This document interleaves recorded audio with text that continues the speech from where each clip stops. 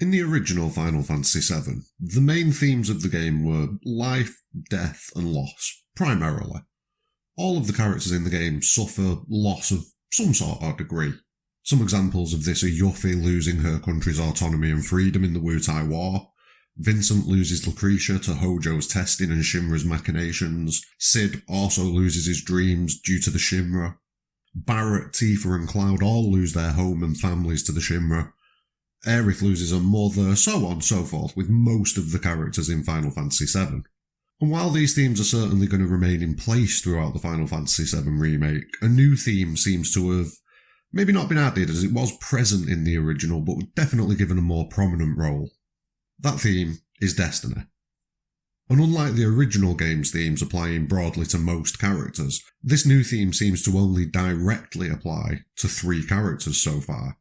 Now this could change as time goes on and we get further installments in the remake, and you could argue the entire game is laced with this new Destiny theme and therefore every character is touched by it. And yeah, I'd agree with that, but I think there are 3 characters who are specifically the ones that will elicit change through this new theme and are more than likely going to have all of the agency in the game's story.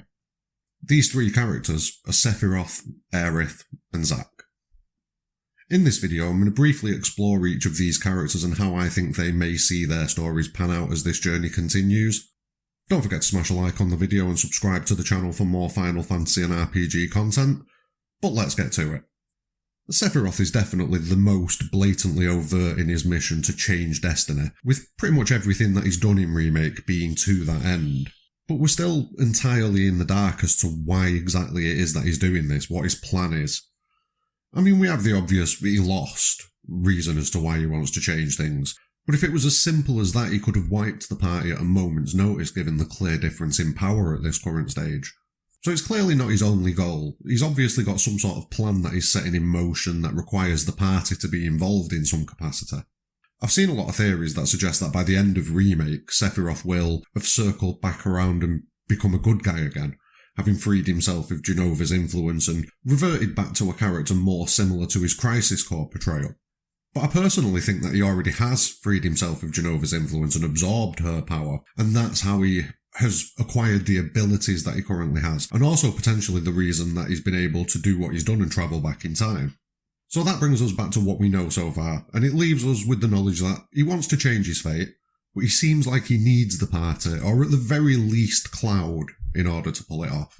From here we'll move on to Aerith, and when it comes to Aerith, we've not really got that much to work on. She's clearly trying to change fate, but the reason why is even more obscured than it is with Sephiroth. She seems to know a lot of what went down in the original game, but something still tells me that she doesn't quite know everything. Now this goes against the possibility of Aerith being from the future as well, because if she was from the live stream's future, she'd know everything.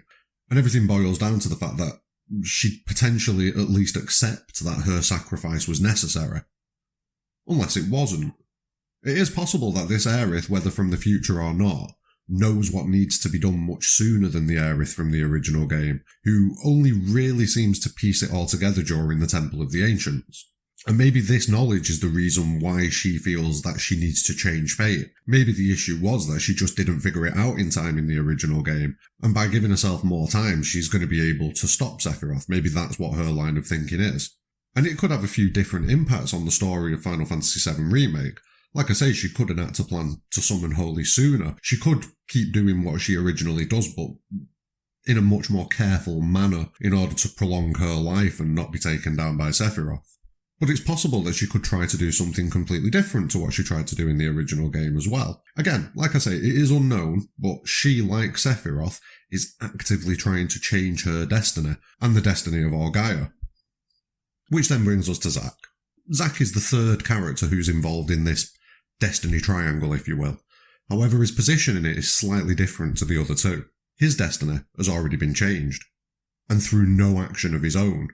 We only saw a little bit of Zack, and the only things that we can realistically take from the entirety of his scenes are that he survived, that it's an alternate timeline of some sort, and that the Whispers seem to have been destroyed there as well, meaning that all of these realities are connected in some way. But from that point we can infer a lot more. First things first, we can guarantee that Zack is 100% going to influence the main story going forwards. in some way, shape or form. Whether or not we're going to get to control him or not, I'm not too sure. I honestly think we will get to control him at some point in a Laguna-esque type moment, but that's a different subject. If he doesn't impact the story, though, there's no point in having him live. There's no point in him appearing. None whatsoever. The next thing that we know is Zack is a massive fan favourite in the series, given how much love Crisis Core gets. He's probably only surpassed by Cloud, Aerith and Sephiroth themselves in the popularity stakes. So we can assume that anything that they do intend to do with him is going to be big. Not only that, but it makes sense in the story as well. He has a past involvement with all three of the main characters in Final Fantasy VII in one way or another, which again suggests that his involvement isn't going to be minor. But what does that mean for the overall story of Final Fantasy VII? How do these three characters and their apparent cheating or manipulating of destiny come together? And I believe the answer is going to boil down to something to do with the inevitability of destiny in general.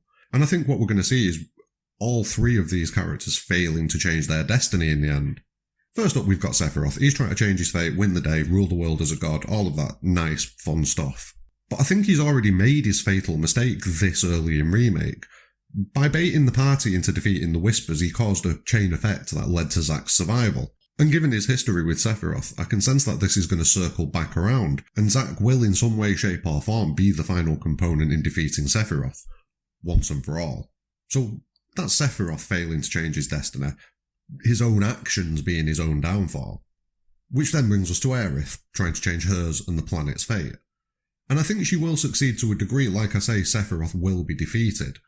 However, I don't think she's going to survive. I think it's going to happen at a different point and in a different manner, probably more as a self-sacrificial moment, rather than her being murdered by Sephiroth in the manner she was in the original. But her final destiny is to sacrifice herself to safeguard the planet. And I do think it's going to come down to her suffering that same fate. So while Aerith wins the day, she still fails to escape that destiny. And then finally we come to Zack. His destiny is to fall at the hands of Shinra, but the main part of it is Zack bequeathing his honour, his goals, his hopes, and his dreams to Cloud. And this one, I feel this is the one where we're going to see that destiny be changed. But I feel it's still going to lead to a massive personal cost. Like I say, technically his destiny has already been changed, and if we come back to Sephiroth momentarily, we all know that Sephiroth is tethered to Cloud's existence. His hatred for Cloud allows him to avoid dissolution into the lifestream, along with Jenova's power as well. Those two things combined allow him to keep a hold on existence. And if you look at all three of these characters, the one thing that links all of them together is Cloud. Cloud is the way that Sephiroth's managed to persist and maintain an existence, the two of them linked by Jenova and Sephiroth's hatred for Cloud. Cloud is the way that Aerith discovers what she needs to do in the original game, and Cloud is the one that carries Zack's legacy on after Zack sacrifices himself to protect Cloud. So here we go. Here's one possibility of how this could all pan out.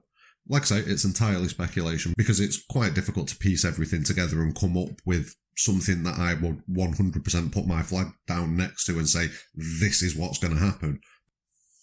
What if the only way to truly defeat Sephiroth is to purge all of the remnants of Jenova from the planet? Because as long as any part of Jenova remains, Sephiroth's still going to have that power and that ability to persist. Now, if we do purge Gaia of all remnants of Jenova, well, we all know what that probably means for any product of Soldier. And what if the only way to accomplish this task is by Aerith sacrificing herself in the process of, trying to purge the planet of Jenova, and also in the same way that she strengthens the power of Holy in the live stream and everything like that at the end of Final Fantasy the original? What if it's something similar, that in order to purge Jenova from the live stream, the planet not only needs its own power, not only needs Holy's power, but also needs the help of an ancient? If that's what goes down, we have Sephiroth failing to change his destiny and finally suffering the ultimate loss. We have Aerith struggling to change her destiny, but realising that in the end it has to be done. And Zack, Cloud, and all other products of Shinra's Jenova testing would be purged of all Jenova cells. What that then leaves is a Gaia free of the Ancients, free of Jenova, probably free of Shinra as well if things pan out at least in a similar manner to the original. But not only in this reality, in all realities. Remember, it's possible that not only can Sephiroth affect time, but also Aerith. If she can create a singularity similar to the one at the end of Remake, maybe purging Jenova can take effect across not just all of Gaia, but all of the versions and realities of Gaia that we've seen so far. This would be a fitting end to the Final Fantasy VII compilation, possibly. Gaia would be free and pure for the first time in over 2,000 years since Jenova arrived, and brought about all of the pain and destruction that we've seen in the entire compilation. We could see a version of this where Zack and Cloud both survive, as the removal of Jenova's cells doesn't kill them, just weakens them dramatically back to the normal levels of a human. But it could still be enough without the link between Sephiroth and Cloud caused by Jenova, that Sephiroth's unable to keep himself tethered and still fades from existence. It's a bit of speculation, but I feel it would be a good resolution to the franchise. It'd stick to the game's themes of life, death and loss, while also using the themes of fate and destiny in a thought-provoking and dramatic way. Aerith, Cloud and Zack save Gaia, but at great personal cost, possibly even their own lives. And even Sephiroth could get a possible moment of clarity and redemption once Jenova is purged, before he meets his demise. It'd tick a lot of boxes while having the potential to be an extremely compelling story with a lot of emotional moments. If it's done well. But what do you think? Do you think this is how we could see things pan out long term, or do you have a different idea of what's going down? Am I on the money, or am I talking nonsense? Like I say, it's a bit of speculation. It's unlikely that this is the story that we'll see, but, what else have we got to do until part 2 comes out other than speculate? Let me know what you think in the comments below. Don't forget to like and subscribe to the channel, and more importantly than anything, have a great day.